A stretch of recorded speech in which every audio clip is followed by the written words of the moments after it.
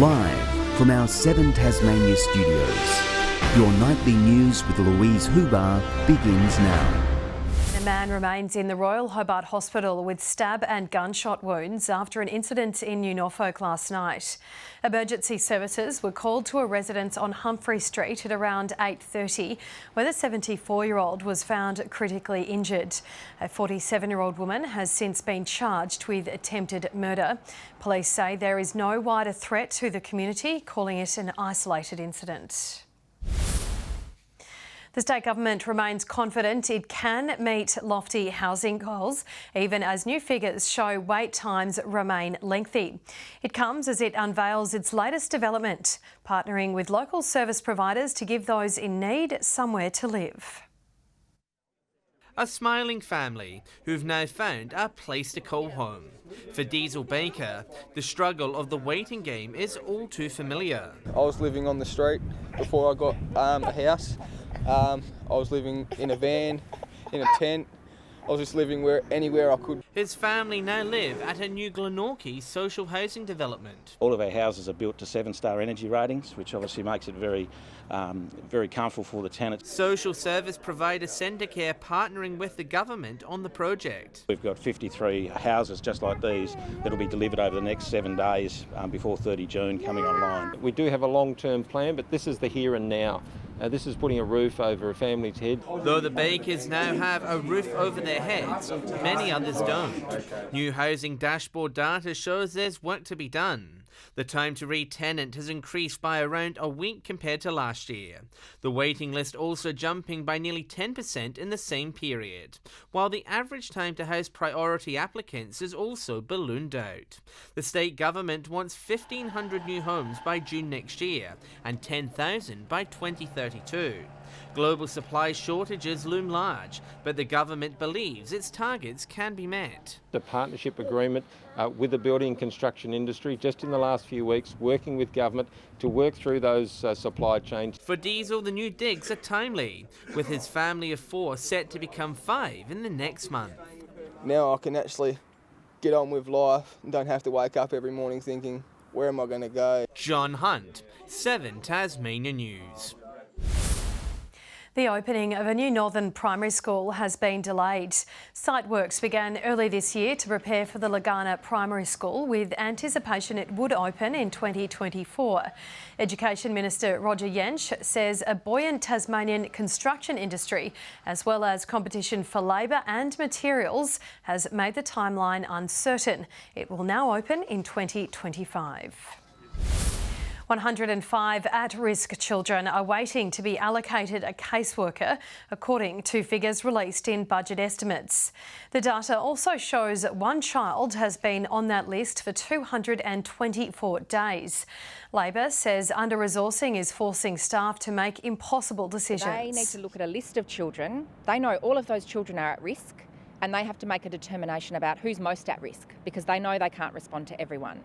That leaves the other children on that list at risk of further harm. The state government says the budget contains an additional $5.4 million for services, but the number of children in active transition have halved since October last year. Tasmanians have taken part in another winter solstice swim, but one a little different to Dark Mofo's nude plunge. The Loaves and Fishes charity holding a family-friendly dip, raising money for emergency food relief. Bracing as they slip into a natural ice bath.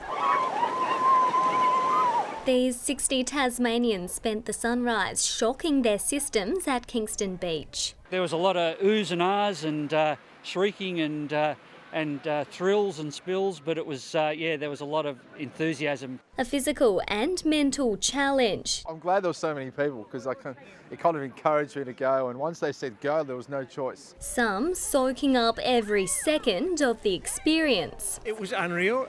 When we got, after about 2 or 3 minutes, it actually started to get warm, and our bodies kind of started to tingle. Others gritting their teeth as time froze. It just got colder and colder. There was a lot of people with numb feet in there, which was, I'm glad they all shared the same pain. It was the second Loaves and Fishes charity plunge to take place this month, raising a combined $40,000, enough for 80,000 new hot meals to feed those choosing between heating or eating this winter. With almost 1 in 5 Tasmanians facing food insecurity, it's a vital service in these tough times when many people are facing the rising cost of living. Loaves and Fishes do a fantastic job of making sure they not only rescue food, save it from going in the bin, but use it for good. It's less than 10 degrees this morning. You can only imagine the bravery it took for these selfless splashers to submerge themselves in the icy depths for at least 3 minutes. A sea of smiling faces fleeing the water to collect their complimentary breakfast and reheat their numb bodies.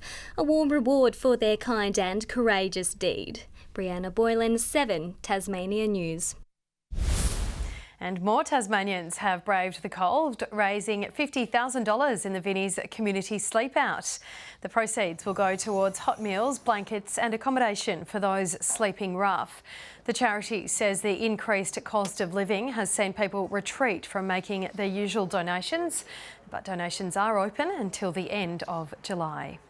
This year's National Ploughing Championships have opened with the traditional blessing of the plough, marking a groundbreaking milestone celebrating 40 years since the first world competition was held at the same site in Longford.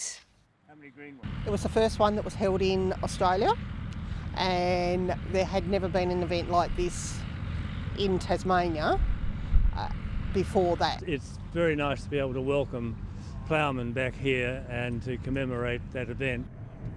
Across 2 days, 14 participants from Tasmania, Victoria and Western Australia will compete for ploughing glory, with the winner going on to the World Championships later in the year. Pet owners are being given a winter warning to keep their animals safe this season. The RSPCA says it is a timely reminder, with parts of the state already experiencing a cold snap. The winter season can be rough on our furry friends, with the cool conditions wreaking havoc on their health. 17-year-old mini foxy Tess has bared the brunt of the brisk weather. She definitely feels the cold, that's for sure. With the arthritis and the cold, her muscles tighten up a little bit, so it makes it a little bit harder for her to get up, especially from the ground or hopping off something. Taking care of our companions and keeping them warm throughout winter can be costly. It can start off from a couple of dollars a day, right up to the injections through your vet, I think a couple of $100. While beds, jackets and blankets are in hot demand at pet stores, the RSPCA says this winter has been tough on owners. We're getting a lot of calls and a lot of interaction with people who have been challenged by the cost of living. You know, all the bills are going up, including our power bills, and they're finding that difficult to manage for themselves as well as for their pets. We're being advised to keep our pets warm through the winter chill by maintaining daily exercise, encouraging hydration, allowing pets to sleep indoors if possible, and keeping small animals rugged up. Animals are like people. If we feel the cold, so do they, whether they've got feathers or fur or sometimes even fins. So we need to be alert to the fact that it is winter and they can suffer just as much as we can, with many of the same conditions: colds, flus, cold feet, even frostbite. Just keep them warm, keep them toasty, keep them comfortable. McKenna Bailey, 7 Tasmania News. Jai Simpkins says North Melbourne's knowledge of Blunston Arena will be handy when they face the Crows tomorrow. The Kangaroos arrived in the city today, then went through a captain's run at the venue. Adelaide have only played twice in Hobart, the last time in 2017. Simpkin, who will stand in for Jack Zeeble as captain, is confident they know the ground well. We love coming down here, and we sort of feel as it is a home game advantage for us. You know, we played the ground pretty well. The boys had a good break last week, freshened up, and yeah, we're confident coming into this week. The match gets underway at 1:10. Glenorchy has jumped into second place on the NPL Tasmania ladder with a 4-0 demolition of Clarence. The Knights were also helped by Kingborough, who defeated South Hobart in a tight 1-0 contest at Lightwood Park last night. A fallen tree has wreaked havoc on the first day of Rally Tasmania. Crichton Lewis rounded a corner in his Subaru WRX to collide straight with an unusual obstacle on stage 2 and lose his windscreen. Maybe I should have put a singlet on or something on because I know windscreen's going to make it a bit cool. I'm a bit worried about the puddles though. It wasn't the only crash of the day. Harry Bates cleaned up, winning all 6 stages. Good evening everyone. Hobart, Launceston and Burnie all 14 degrees today, while Devonport went one better with 15. Lyweenie just 7 today, 14 for Flinders Island, Low Head, Grove and Strawn, 15 a popular temperature recorded on King Island, also at Smithton, St Helens, Maria Island and Bushy Park. The Friendly Beach is recording the state's high today, 16 degrees.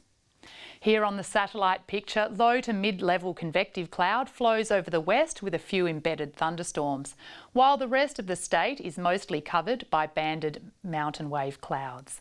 A bright band of cloud is seen to the west of Tasmania, showing the position of an approaching cold front. Patchy high cloud lies over the Northern Territory and inland South Australia. Tomorrow a high centred over southeastern Western Australia extends over most of Australia, while a cold front moves over Tasmania and Victoria. A weak trough sits over inland northern Queensland. A look to coastal waters now. Winds west to southwesterly 20 to 30 knots, reaching 35 to 40 knots about the south and 35 knots about the north early in the morning. Seas 2 to 3 metres, reaching 4 metres in the south. There are gale warnings and strong wind warnings for these areas across the state tomorrow, and also a bushwalkers alert for the western and central forecast districts for snow down to 500 metres. A shower or two in Hobart tomorrow 11, a possible shower at Richmond 12 and 9 at Ouse, showers easing. A partly cloudy day ahead in Launceston and Devonport 12, Deloraine a possible shower 10 degrees. 11 and showers for Burnie and Strawn, showers also at Curry 12, 13 and partly cloudy at St Helens tomorrow, 12 also partly cloudy for Swansea and 13 with wind and showers easing at Whitemark. Looking ahead to Monday now, showers about the west and far south and Bass Strait Islands, contracting to the southwest in the afternoon, fine elsewhere with morning frosts expected as well as snow down to around 500 metres about the west and south later in the day. Tuesday showers about the west and far south developing across the north during the morning, fine elsewhere, and Wednesday light showers about the north and west increasing during the day, mainly fine elsewhere. A sunny day ahead in Perth and Brisbane tomorrow 23, showers for Adelaide and Melbourne, and a mostly sunny day in Sydney and Alice Springs, both 20 degrees. And right now in Hobart, mostly cloudy and 11 degrees. Launceston is partly cloudy and 11, and Devonport partly cloudy and 12. And Lou, it looks like a cold one ahead with snow down to 500 metres in the west and south tomorrow. Always looks pretty beautiful though. Thanks for that, Carmen. That's all your news for this Saturday evening. Thanks so much for joining us. We'll see you again tomorrow. Have a lovely evening. Good night.